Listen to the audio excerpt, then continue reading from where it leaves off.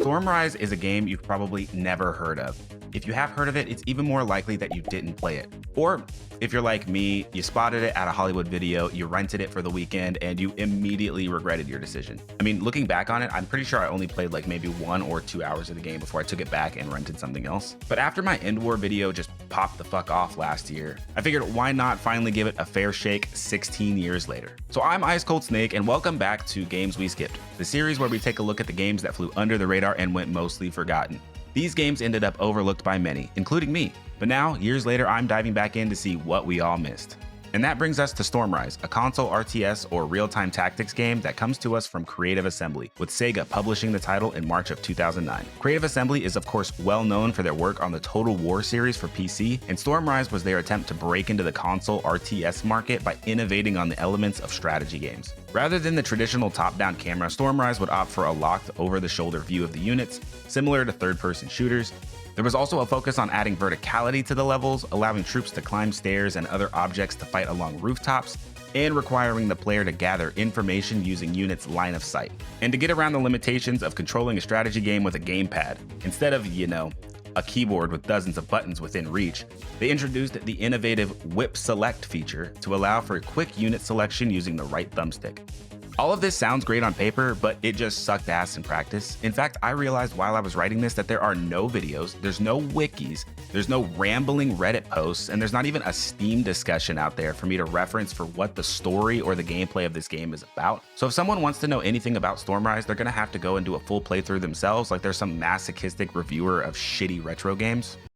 So I figured, fuck it, man. I guess I drew the shortest straw, and I get to be the historian to document this pile of worthless garbage and hopefully save one soul from any lingering thoughts of, I wonder what Stormrise is really about. So strap in, motherfuckers, because I'm about to eviscerate a 16-year-old game in the hopes that some strangers will watch my videos, get some entertainment, and subscribe to my channel to fill me with the sweet, sweet embrace of internet clout. So the story of Stormrise starts off with a bang. Set in a sci-fi future, humanity launches satellites and builds generators to control the Earth's weather and prevent natural disasters. The system malfunctions, causing massive firestorms that engulf much of the planet.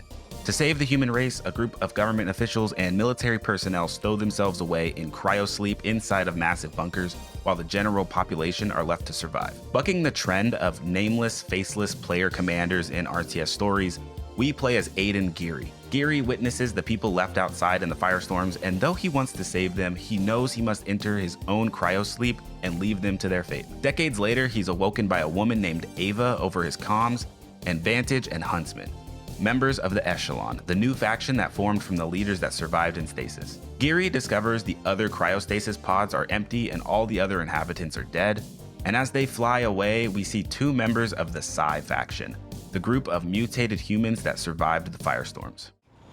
Let's go! They have him. We must break and pursue. No. Our orders are to wait.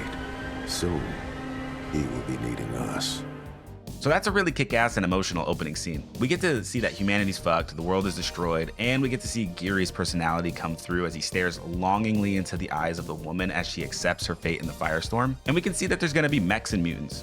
It all looks promising. In fact, the note that I took on my phone during this cutscene was a very simple, damn, I wasn't expecting that. And then the story all goes to complete shit. But we'll come back to the story beats in a moment. I need to first explain the terribly developed gameplay mechanics that you'll have to suffer through for the 12 missions in service of this awful story. What's the most important thing a developer has to nail for people to enjoy their game? It's not the graphics or the audio, and it's not the characters, nor is it the story. It's the ability to control the game. Obviously, there are gonna be some concessions when you go from a keyboard to a controller, especially in the RTS genre, but this is an RTS designed for console. They even said so themselves. So as I already mentioned, Creative Assembly put in a close-up over-the-shoulder camera that's locked to your units, very similar to End War. And actually, let's rip the band-aid off right now. I'm gonna compare Stormrise to End War a lot. End War released about 6 months before Stormrise. They're both real-time tactics games, both have the over-the-shoulder cameras locked to the units, and both were designed primarily for consoles and used innovative control schemes to let the player control the battle battlefield with the limited buttons of a controller. End War employed a voice command system, letting you control the units with a headset. It was pretty easy to just pull the trigger and shout a command to your units, or to tell the camera to switch between your units. Stormrise's innovative system was their main selling feature: the whip select system. The whip select system allows you to flick the right stick toward a unit and the camera quickly switches to their view. At first, it's a great gimmick that feels natural, but once the battle starts to fill with units, it's a goddamn clusterfuck trying to switch to the right unit. When you press the right joystick, you have to get this line to line up with the icon of the unit you want to switch to, but as the units move around, it becomes impossible to line it up correctly. Just look at this fucking mess. How am I supposed to pick the exact unit I want to switch to in this pile of icons? But don't take my word for it. Just watch this clip from the developers themselves showcasing the whip select feature before Stormrise's release. Watch how long it takes the demonstrator to target the desired unit among the cluster of unit icons on the left side of the screen. So what ends up happening in the heat of battle is you'll switch to one unit, realize you're on the wrong one, then you'll switch to another one and hope you hit the right one this time. You're constantly switching your camera around, and it's nearly impossible to keep track of where your units are or what they're doing. To make matters worse, you can only issue orders to the unit that you currently have your camera tied to. There is a way to issue indirect orders, but it's so laughably fucking tedious that you'll never do it. To do it, you drag your cursor across the screen to find the icon of the unit you want to issue the indirect order to, then you press the X button, then you drag your cursor all the way back across the screen to where you want them to move. And while I'm complaining about the cursor, let me just say that it's really fucking annoying that the cursor isn't locked to the center of the screen. To rotate the camera, you can't just hit the right stick because, you know, that's the whip select system.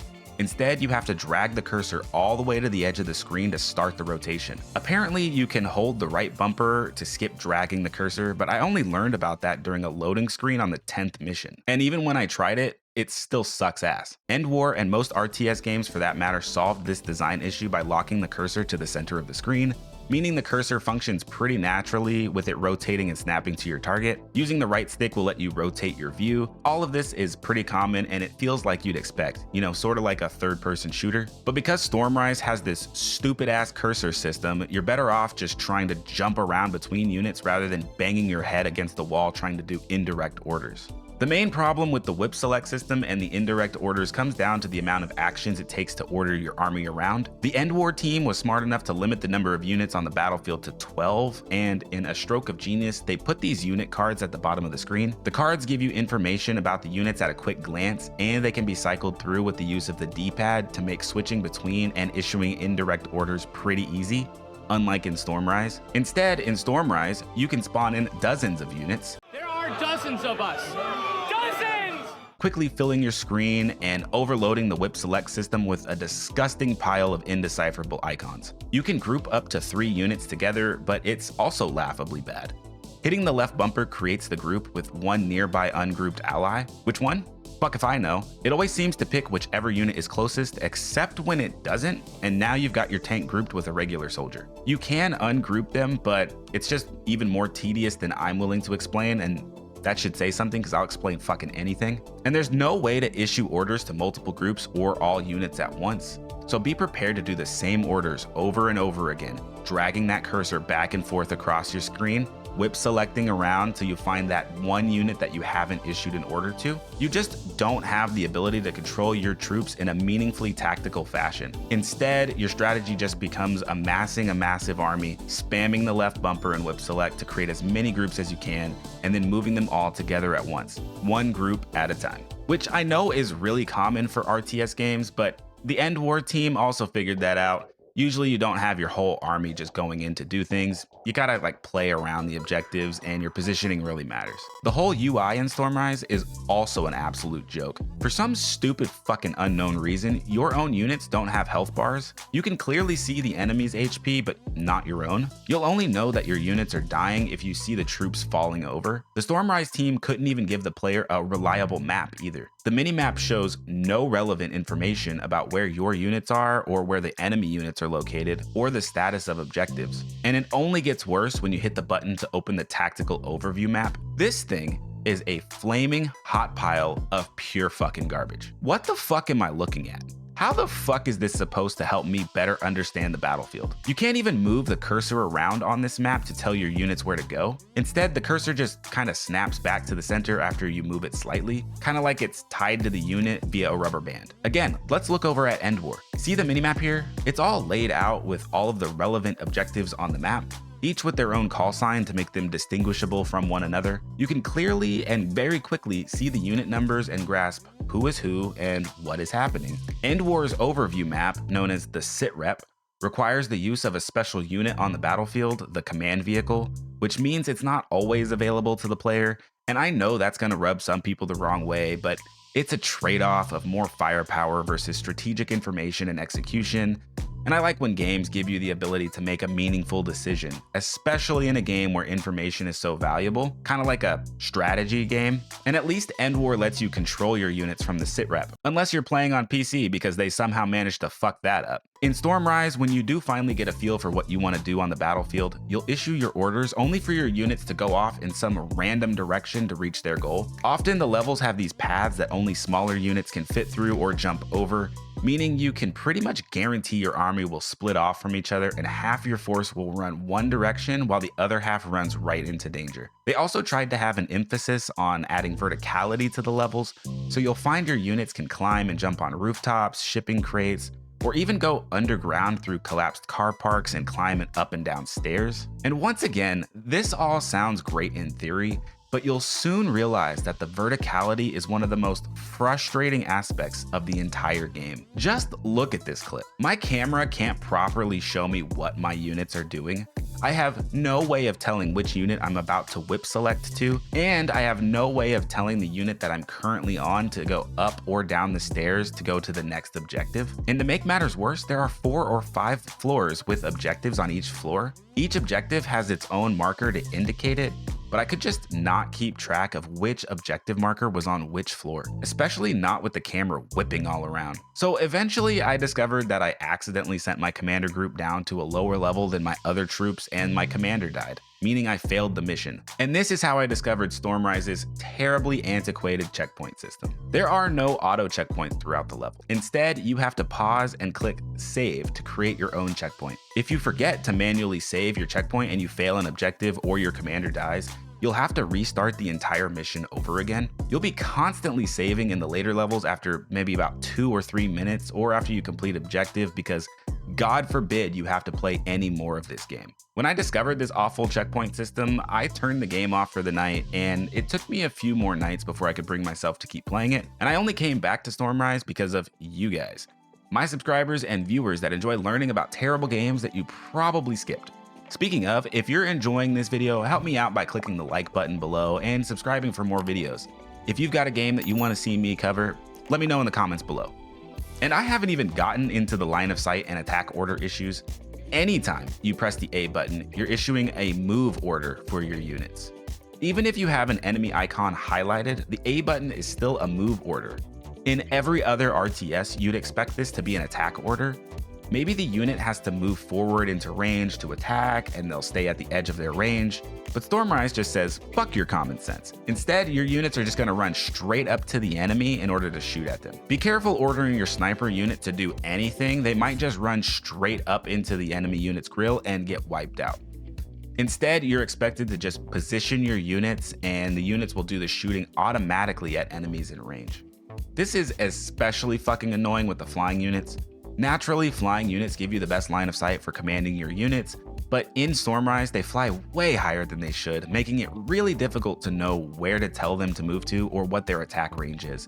If you accidentally click on an enemy unit's icon, they'll just fly right above the enemy and they might not even be able to shoot straight down at them. So you have to figure out where to position them, and since you have to click on the ground to tell them to move, you'll kind of just be guessing where they need to be. That is, if they can even shoot at the enemies in range. The hunter gunships are the absolute fucking worst unit in this entire game. They'll just sit there and twitch about rather than shooting at the enemy because their pathfinding is so bugged. Which brings us to the technical state of Stormrise. It's a bugged the fuck out mess. As I already mentioned, pathfinding is a joke. Units will often take paths that you don't expect and they'll get stuck on each other and be unable to move. Units will get shot by enemies off screen and will die without any warning or visible shooting happening on the screen. Enemy units can just bug out and they'll stand there while your army guns them down in cold blood. And even the sound isn't free from bugs. In cutscenes, characters will often talk over each other or they'll skip parts of their lines. That I must face my greatest failing. That every moment of my life was lived in vain. Maybe this will be a better future. That perhaps will never exist. But there will always be an emptiness in me. And many of the cutscenes play out in-engine, but the action doesn't pause during the cutscene. During these unskippable cutscenes, you'll just be losing units in the background since you're unable to control them. Two characters will just be having a serious and very significant dialogue exchange, but the entire time you'll just be assaulted by the announcer shouting, "Unit lost." Shields have been upgraded. Unit lost. Unit lost. Unit lost. May you find what you seek. Unit lost. And you.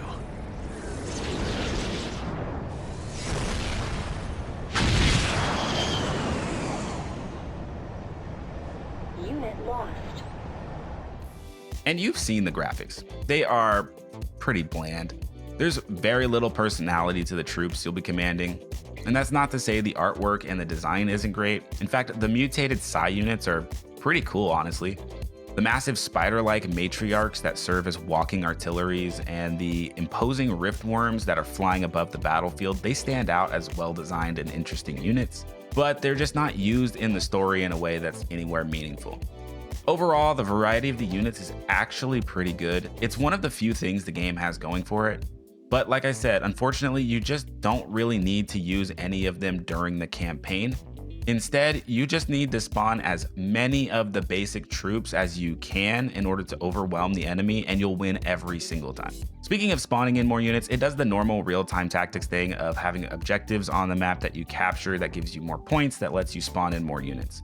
Once you capture one, it harvests energy as a resource for deploying units, and these can be upgraded to include a turret, a shield, or a refinery to boost their per second energy gain. All three of these upgrades can be placed on a control point, and all three can be upgraded up to 3 times. Some of the capture points on the maps will also let you build a warp gate, which allows you to portal in units. So it's pretty much like every other real-time tactics game with the resource management and the point capture mechanics. But one thing that's really poorly implemented is that when you click to queue up the unit to warp in, where your cursor is pointing is where the unit is going to run to once it warps in. Usually you'd expect them to just drop right on the gate or let you set a forward rally point for that deployment point, but no, fuck that.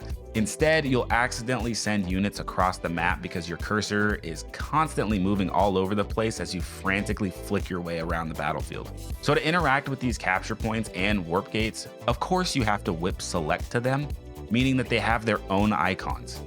It's just more fucking clutter on the screen to make the whip select system even worse. They did make it so that you can click the right stick to quickly snap to a warp gate, but if you want to get to a specific warp gate, you'll need to flick your right stick perfectly to whip the camera to it. Again, just look at this footage and decide for yourself if this looks like a fun experience.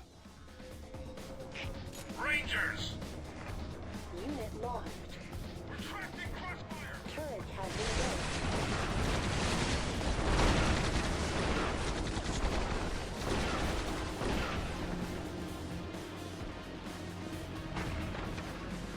They're calling out crossfire! Unit lost.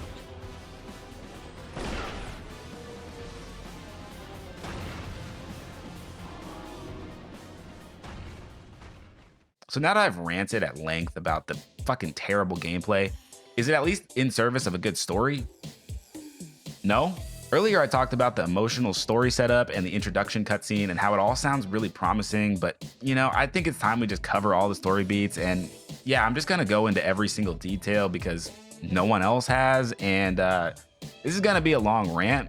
So the story is mostly told through in-engine cutscenes or in dialogue over the comms during the action, which is pretty common for an RTS game. But despite the kind of heavy intro cutscene, Stormrise actually plays more like a comedy. The characters are just constantly making quips and joking with each other, even across enemy lines.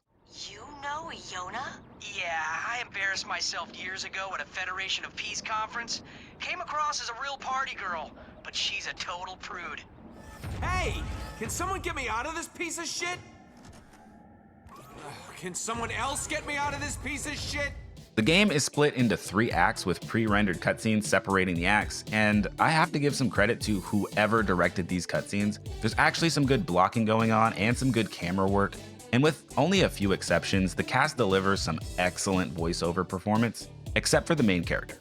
So after Geary got rescued from his stasis pod by Vantage and Huntsman, he's put into one of those mechs that we saw and were shuffled through the tutorial. On only the second mission, a Psy commander named Iona communicates telepathically with Geary and asks if Geary can feel the changes happening, but she's cut off by Geist, the other Psy that we saw in the opening cutscene. At the end of the mission, we climb up to the rooftop and we go to capture another Psy commander named Sable, but she springs a trap and she captures Geary. Quick, get her, Geary, before she blinks away. I won't resist. Sorry. This is the only way.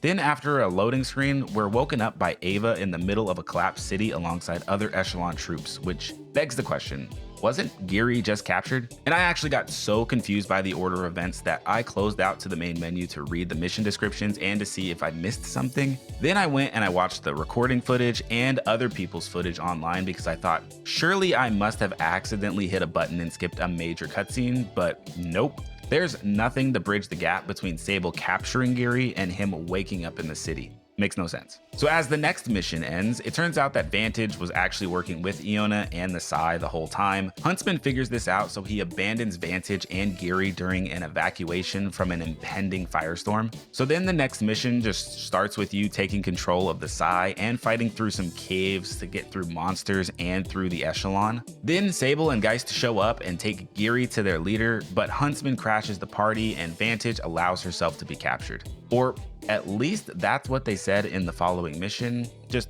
watch this cutscene from the end of the mission and you tell me if you understood what happened. Oh, and there's a bug in the cutscene where the model for Vantage's mech appears as 4 separate mechs. I'll hold them off. Don't stop. I've got you covered. I got you now, freaks. Sable, get him out of here. I got you. Say goodbye. Ah!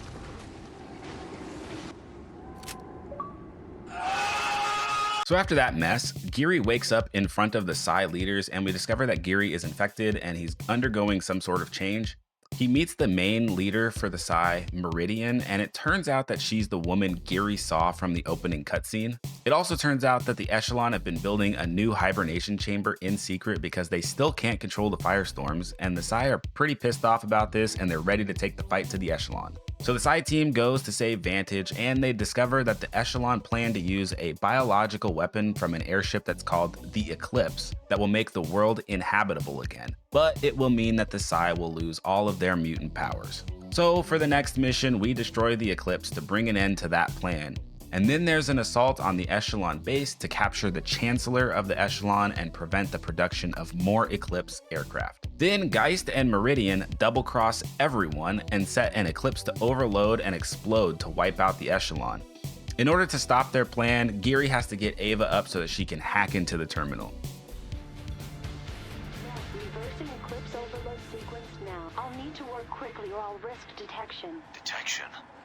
Who would... She's never caught me sneaking out. Not once in over 2 millennia. What are you talking... Geary, listen. If something happens, you need to get to the source. Remember this. Sure, the source. I got it. Okay, don't forget. I'm off. See you upstairs. No problem. So after disabling the overload function on the Eclipse, the team finds out that Meridian and Geist plan to fire up one of the weather control generators.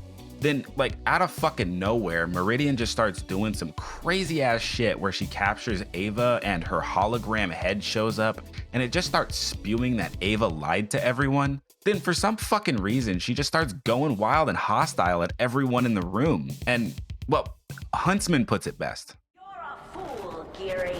All of you are culpable for your crimes. Even your little guardian angel.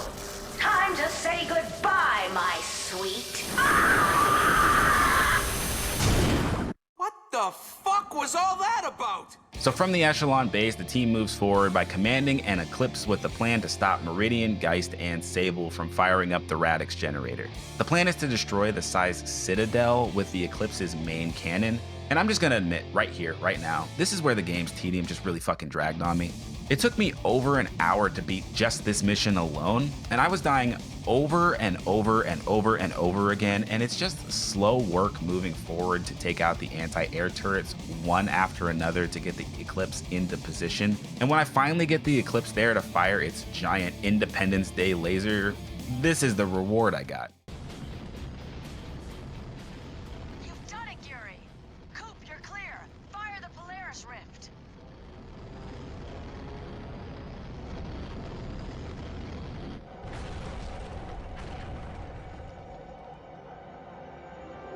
Ranger sighted.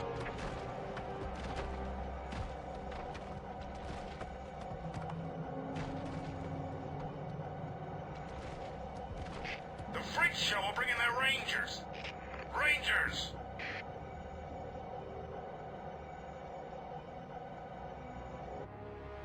So yeah, the game just kind of bugged out and the Eclipse didn't even fire a laser, it just smashed through the top of the tower. So the next 3 missions are just absolutely disgustingly bad. By now you already don't want to play this game, and then these next 3 missions are all going to take you an hour each to complete. So about halfway through one of these missions, I just gave up. I just decided I'm not going to play this game anymore. I went on YouTube and I just found someone else's gameplay footage, and I watched and I reviewed all of it over and over again, including all of the dialogue during the cutscenes and during the gameplay to make sure that I knew what was going on with the story. I don't feel like I missed out on anything. If you got a problem with that, let me know in the comments, or, just leave it to your fucking self. And also shout out to those brave souls that not only finished this piece of shit, but they also recorded it and put it on a free and public platform. Your contributions to documenting this poorly designed piece of shit will be forever contextualized and immortalized here in this video, and I've placed credit on screen where credit is due. So after destroying the Citadel, the team jumps in order to go save Iona and take out Sable. The mission starts with a barrage of sex jokes. I'm sure you must be weary, Geary, with flying up so high. Will you rest down on my little bed? No thanks. I've heard all about your bed already. I'm bored, Geary. Hurry. I need some action down here. Or I'm afraid I'm just going to have to start without you. Well, I'm ready for you, Sable. Let's play. Oh, goody. You start on top. Dealing with all of the terrible verticality of the maps to capture objectives, the team heads down to rescue Iona and eventually Ava. Ava says that Meridian plans to use the Radix generator to reset the atmosphere, and to do so, Meridian created an echo in time to bring the Radix generator forward in time to the present to make it operational again. Yeah, you heard that right. The generator is brought forward in time through the power of magic. There's no way you survived rolling your eyes at that plot twist. After discovering this, Huntsman decides he's just gonna commit a mutiny and take control of the Chancellor's Eclipse to go and destroy the Radix generator, which, unbeknownst to him, means that he would actually create a devastating and deadly shockwave that would wipe out all life on the planet. He ends up killing the Chancellor, and then eventually we stop him, and the game goes on to the final mission at the Radix generator. And well, I'm just gonna let this cutscene play out for you and let you experience how bad it is for yourself. And I've sped it up just to save you a little bit of time. Ava, what the hell is this place? This crater is Ground Zero, the site of the first Radix malfunction. Such a small mistake, which sparked a terrible chain reaction. The event? And the storm. I remember now. It's amazing. Meridian has created a time echo, temporarily dragging the Radix generator from the past into the present. Shit. So you can punch the code into the past. And that's why she needed so much energy. Meridian is trying to recreate the event to neutralize the storm, but she doesn't understand what she's doing. We have to stop her. And after a long sequence of capturing control points, to capture more control points, to capture more control points, the team takes down the power to stop the generator. Geary confronts Geist, and the audio bugs out a few times because of course it does. And eventually Geist just gives up and surrenders. Every moment of my life was lived in vain. Maybe this will be a better future. That perhaps never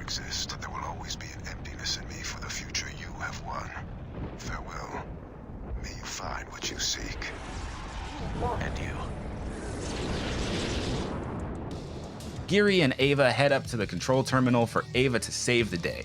As they get closer, Meridian shows up to tell Geary that he's making a mistake as Ava initiates the process. You disappoint me, Geary. A spell has blinded you. We'll see. Wait! There's no other way. Geary, you must stop her!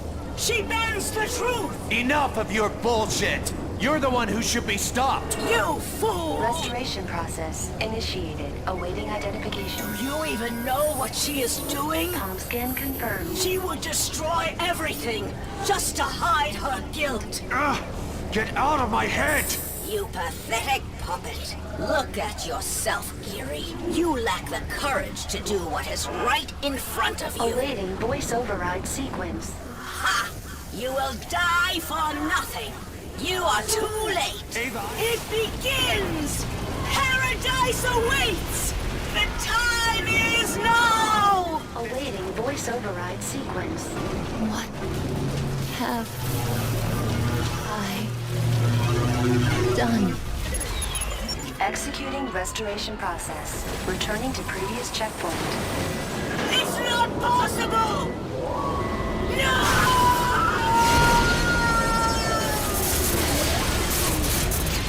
Then Geary wakes up in a hospital bed.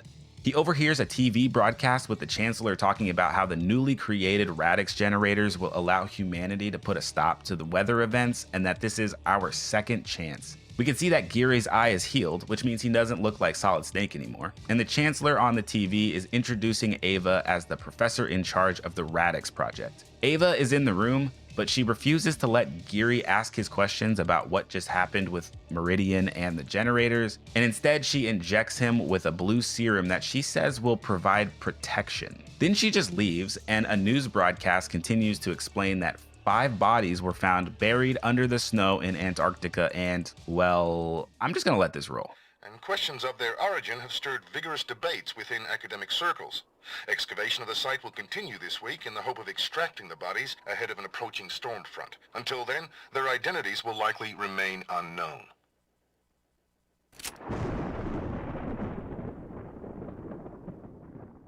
Yep, that's it. That's the whole story. I hope you like plot twists that aren't actually plot twists because none of them are fucking explained, because you got like 5 of them all at the end right there. But I guess I'm a masochist because not only did I watch this cutscene, I watched it like 5 times, and I watched all of the cutscenes in the game multiple times, and I even went through and made sure I listened to all of the during mission dialogue to figure out what in the fuck this was all supposed to mean. There are some random nuggets throughout that kinda allude to what's going on, like when Ava says she hasn't found me in nearly 2 millennia, but none of it's explained in that final cutscene, and there are more questions than answers. And my biggest guess is that Ava was sent back in time to when they were just first trying to control the weather, and she knew it wasn't going to work, so she gave Geary a shot of what was needed to survive the harsh weather. I guess that's what was meant when the computer said returning to previous checkpoint. As for Meridian and the 4 other side leaders, they must be thousands of years old, buried under the snow, and the firestorms released them, but that still doesn't mesh with the opening cutscene showing Meridian as a young woman.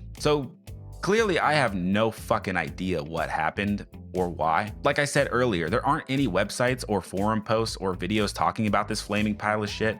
There's no one out here that's like sharing ideas and piecing all of it together. So we're all just kind of left in the dark. And at the end of the day, it's a shitty fucking game with shitty fucking controls and a shitty fucking plot. And I know that RTS games are all about the multiplayer and the skirmishes, but get the fuck out of here. You can't tell me that this gameplay alone is what's gonna carry someone to replay match after match. There's no way I'm gonna waste any more of my time fumbling with the controls in this flaming pile of shit. And it's not like there was much of a multiplayer scene anyway. Of course, releasing on the console means it's nearly impossible to find actual sales figures, but given that Sega canceled any post-release support within about a month of the release, it's safe to say it didn't sell well. In addition to the PS3 and Xbox 360, it was also released on PC, where SteamDB shows it once had a peak concurrent player count of only 9 players. For comparison, Empire Total War, also by Creative Assembly, was released 3 weeks before Stormrise. It had a peak concurrent player count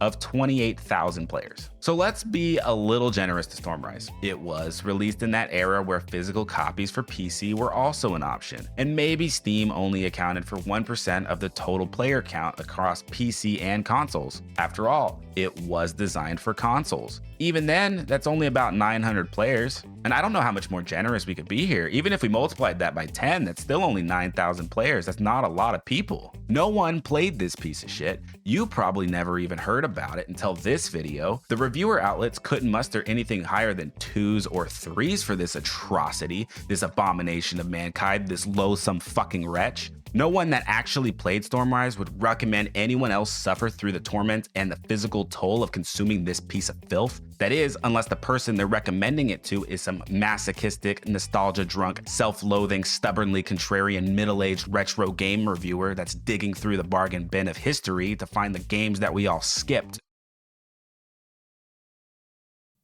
Fuck!